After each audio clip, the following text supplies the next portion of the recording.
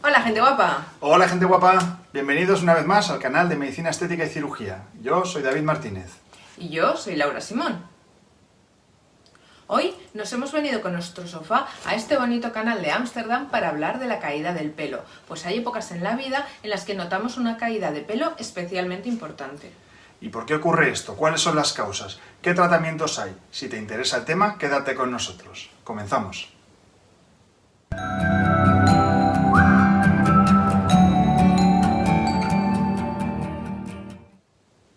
Como comentábamos, hay épocas en la vida en las que notamos que se nos cae más el pelo de una forma un poco más exagerada. Un ejemplo típico es cuando llega el otoño y de repente todo se llena de pelos, o cuando estamos preparando un examen, una oposición.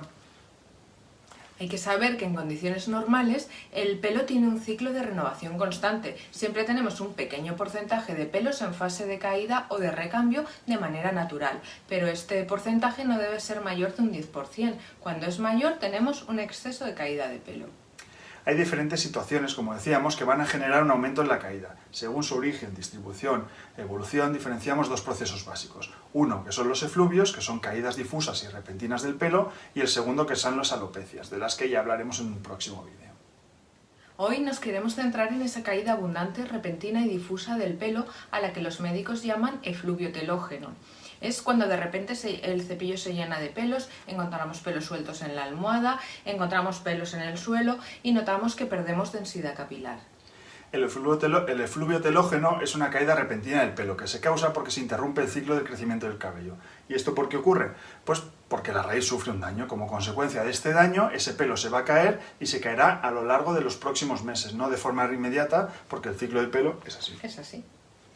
Algunas de las causas que pueden provocar el efluvio telógeno son las cirugías, la quimioterapia, infecciones, ingresos hospitalarios, déficits hormonales, déficits de hierro o de vitaminas, posparto, exceso de sol o muy frecuentemente el estrés. La buena noticia es que normalmente son procesos autolimitados y que mejoran en unos meses cuando tratamos la causa. Y ahora comentaremos qué tratamientos y cuidados podemos aplicar ante un pelo que tiene una caída excesiva, qué podemos hacer y qué no debemos hacer. Así es, Laura. Pero antes, recordarte que si te está gustando el vídeo no te olvides de darle un like. Y si te gusta el tema, suscríbete para que los próximos vídeos te avisemos y los veas. Al contrario de lo que se suele pensar, lavar el pelo no hace que caiga más ni es perjudicial, sino más bien al contrario, porque ayuda a acelerar el proceso y a dar paso a la siguiente fase del ciclo capilar. Deberíamos emplear para ello un champú suave, con un pH neutro y que no sea agresivo. Evitar el uso frecuente de secadores, tintes, permanentes, pues debilitan el pelo distal y favorecen que se rompa, aunque esto no va a interferir en el ciclo del crecimiento del pelo. Es decir, un tinte no hará que el pelo crezca más ni crezca menos. Se pueden realizar tratamientos locales con PRP o vitaminas, de los que ya hablamos en vídeos anteriores. Dan buenos resultados y en nuestra experiencia en la clínica la caída capilar mejora mucho. En la medida de lo posible también es recomendable hacer un tratamiento preventivo durante los meses antes a las personas que están predispuestas y que saben que todos los años les pasa lo mismo. Como siempre es fundamental seguir una alimentación saludable y completa.